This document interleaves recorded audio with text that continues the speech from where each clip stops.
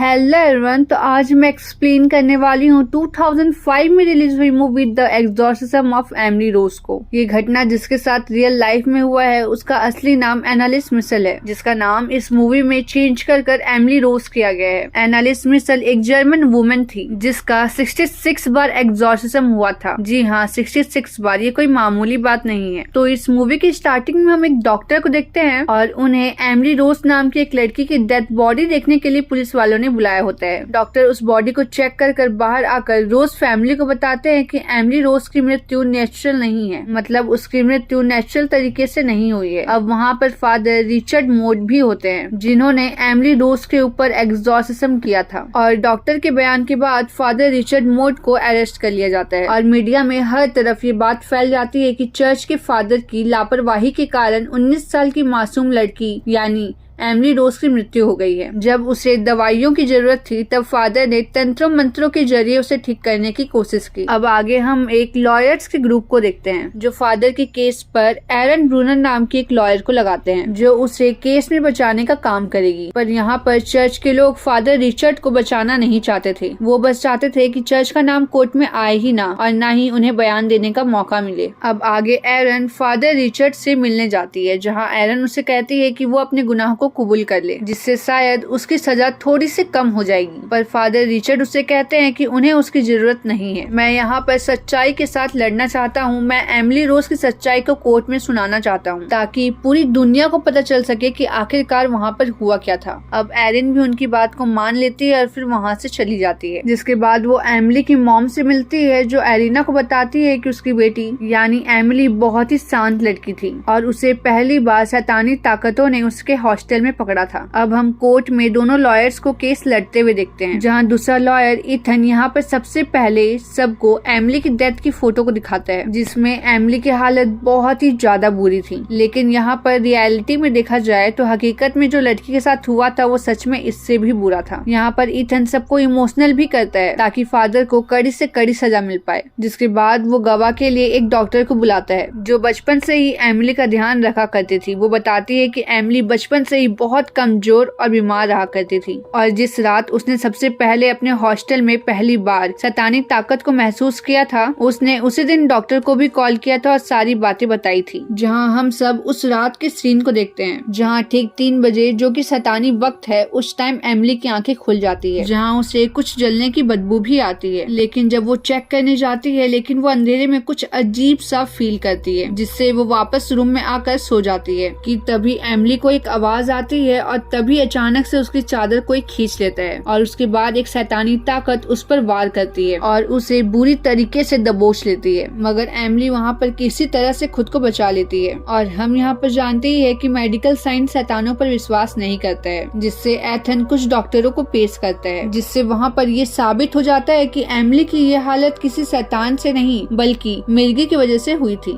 और सही टाइम पे इलाज न मिलने के कारण ये बीमारी उसके दिमाग पर हावी हो गई थी। शायद एक यही कारण था जिसके कारण उसे अजीबोगरीब चीजें दिखाई देने लगी थी। अब आगे हम देखते हैं कि एरिन एमिली के कॉलेज के दोस्त जैसन से मिलती है जहां वो एरिन को बताता है कि एमिली एक दिन कॉलेज में पढ़ रही थी और अचानक से वो डर गई और उसे आसपास के लोगों में शैतान दिखाई देने लगा था। वो अब जल्दी जल्दी बाहर आती है जहाँ उसे हर एक इंसान में शैतान दिखने लगा था, जिससे वो डर कर भाग कर एक चर्च के अंदर आ जाती है जहाँ जैसन भी उसके पीछे चर्च आता है जहाँ एमिली जीसस की मूर्ति के सामने खड़ी थी। वो जैसे ही जीसस की मूर्ति को छूना चाहती है कि तभी कोई शक्ति बहुत बुरी तरीके से उसे अकड़ जाती है। जैसन एरिन को कहता है कि उसने उस दिन जो भी देखा उसके बाद उसका विश्वास ईश्वर पर बढ़ गया है। आगे हम सबसे बड़ी चीज को देखते हैं कि एरिन ने जब से इस केस को लिया होता है तभी से उसके साथ भी रात को अजीबोगरीब घटनाएं होने लगती है जहाँ एरिन की भी आंखें ठीक 3 बजे खुलती है जहाँ उसे भी किसी चीज के जलने की बदबू आने लगती है और एरिन ने वहाँ पर एक इविल साया को भी देखा था, महसूस किया था। पर यहाँ पर एरिन नास्तिक होती है जिसके कारण उसे इन चीजों पर यकीन नहीं होता है, मगर वो यहाँ पर एक बात तो समझ जाती है कि बात जितनी सिंपल दिख रही है उतनी है नहीं और उसके बाद वो फादर को बचाने की पूरी कोशिश करने लगती है। अब अगले दिन हम देखते हैं कि इथन और एक डॉक्टर को कोर्ट में पेश करता है और वो डॉक्टर कहता है कि एमिली की बीमारी में ग्रेविटोल नाम की एक दवाई को चलाई जा रही थी और उसे ही छोड़ने की वजह से एमिली की डेथ हुई है। अब अगले ही दिन हम देखते हैं कि एरिन एमिली के फादर को कटघरे पे बुलाती है, जहाँ उसके फादर बताते हैं कि हॉस्टल वाली बातों के बाद एमिली घर आ गई थी और यहाँ पर उसकी हालत और भी खराब होने लगी थी। तब एमिली के फादर ने फादर रिचर्ड को अपने घर पर बुलाया था और फादर रिचर्ड ने प्रेयर्स से एमिली की कभी कभी तबीयत ठीक भी हो जाया करती थी, पर कुछ समय बाद ही वो वापस से शैतान के गिरफ्त में आ जाया करती थी। मगर कोर्ट यहाँ पर फादर के बयान को नहीं मानती, क्योंकि कोर्ट सिर्फ साइंटिफिक बातों को ही महत्व देता है। फिर एरन एक डॉक्टर को कटघरे पे बुलाती है। सडीरा अपने एक्सपीरियंस से बताती है कि शैतानी ताकत होते हैं, वो सबसे पहले उनका शिकार करती है जो सबसे ज्यादा इमोशनल हो और साथ ही मानसिक रूप से बहुत कमजोर हो, और यही एक कारण है कि शैतानी ताकत एमिली पर हावी हो गई थी। अब आगे हम देखते हैं कि एरिन का असिस्टेंट आकर बताता है कि उसे पता चला है कि फादर रिचर्ड जब एमिली के ऊपर एग्जॉर्सिज्म कर रहे थे तब वहाँ पर एक डॉक्टर भी था, जिसे सुनने के बाद वो फौरन फादर रिचर्ड से मिलने जाती है और उनसे पूछती है। तो फादर रिचर्ड बताते हैं कि डॉक्टर इस केस से दूर रहना चाहते थे, इसलिए उन्होंने उनके बारे में कुछ भी नहीं बताया। अब एरिन उन्हीं डॉक्टर से मिलती है जो एरिन को एक रिकॉर्डर टेप भी देते हैं और कहते हैं कि इसमें सबसे पहले एग्जॉर्सिज्म की रिकॉर्डिंग है और फादर रिचर्ड ने जो भी किया वो एमिली की भलाई के लिए किया था। अब अगले दिन एरिन उस टेप रिकॉर्डिंग को कोर्ट में सबूत के तौर पर पेश करती है, जहां उससे सबको पता चल जाता है कि उस रात एग्जॉर्सिज्म के दौरान एमिली बेकाबू हो गई थी और वो खिड़की को तोड़कर भाग गई थी, जहां फादर उसके पीछे आकर उसका एग्जॉर्सिज्म चालू रखते हैं और उस शैतान को इतना मजबूर कर देते हैं कि वो अपना नाम को बताए। फिर शैतान मजबूर होकर अपना नाम बताना शुरू कर देता है, जहाँ एमिली के बॉडी के अंदर एक नहीं बल्कि 6 शैतान होते हैं और उनमें से सबसे बड़ा शैतान होता है लूसीफर। और ये जानने के बाद फादर रिचर्ड को ये एग्जॉर्सिज्म यहीं पर रोकना पड़ता है, जहाँ ये सब देखने के बाद डॉक्टर काफी डर जाते हैं और इसी कारण से वो इस केस से दूर रहना चाहते हैं। पर अब वो गवाह बनने के लिए तैयार हो जाते हैं, पर उनके पेशी के टाइम पर वो कोर्ट पर नहीं आते, जो कि काफी शॉकिंग था।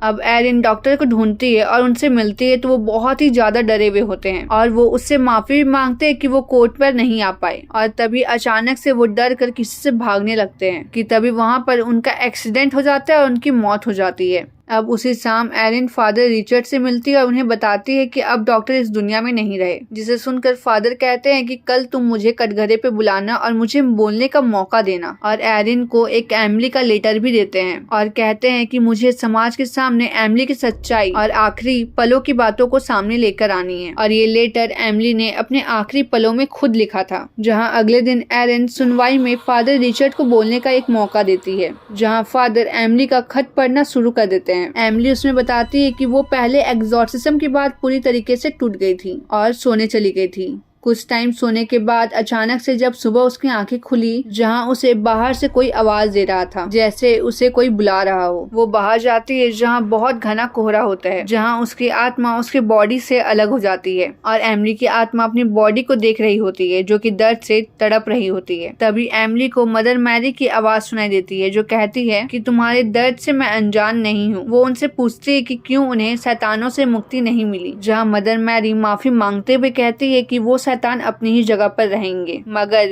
तुम चाहो तो तुम मेरे साथ स्वर्ग आ सकती हो और तुम चाहो तो अपनी बॉडी में वापस भी जा सकती हो, जिससे पूरे समाज को ये पता चलेगा कि आत्माओं की दुनिया एक सच है। और इन सब के बाद एमिली अपनी आत्मा को अपने बॉडी में वापस ले आती है। एमिली अपनी आखिरी लाइन में बताती है कि वो वापस अपने शरीर में क्यों आई। वो कहती है कि मेरे इस एक्सपीरियंस से लोग जानेंगे कि शैतान इस दुनिया में सच में होते हैं और जो लोग ईश्वर में अपना विश्वास नहीं रखते हैं वो मेरी हालत देखने के बाद उन्हें दोबारा मानना शुरू कर देंगे। बयान खत्म होने के बाद हम देखते हैं कि एरिन सबको कहती है कि मुझे नहीं पता कि शैतान या भगवान सच में होते भी है या नहीं, पर फादर रिचर्ड ने बहुत कोशिश करी कि वो एमिली को ठीक कर सके, लेकिन हालात ही काबू में नहीं थे। एरिन ये कहते हैं कि अब देखते हैं कि आप फादर रिचर्ड को एमिली की मौत के कारण मानते भी हैं या नहीं। और फिर कुछ टाइम के बाद उनका जवाब आता है, जहाँ जूरी मेंबर्स फादर रिचर्ड को एमिली की मौत का कारण ठहराती है। अब जब जज फादर को सजा सुनाने ही वाले होते हैं कि तभी एक जूरी मेंबर की जज खड़े होकर सजेशन देती है और कहती है कि हम मानते हैं कि फादर रिचर्ड ने जो केस चलने के दौरान जेल में ही जो दिन काटे हैं उसे ही फादर रिचर्ड की सजा को माना जाए, जिसे सुनकर जज भी सहमत हो जाती है और वो फादर रिचर्ड को दोषी मानने के बाद भी उन्हें बाइज्जत बरी कर देती है। फिर हम मूवी के एंडिंग सीन में हम एक नरेशन को देखते हैं जहां एमिली को एक सेंट के रूप में याद किया जाता है, जहां लोग प्रेयर्स भी करते हैं। और इसी के साथ ये मूवी यहीं पर खत्म हो जाती है। आई होप आपको ये वीडियो पसंद आई हो। अगर आपको ये वीडियो पसंद आई हो तो इस वीडियो को लाइक करें, चैनल को सब्सक्राइब करें और हमें सपोर्ट करें। Thanks for watching.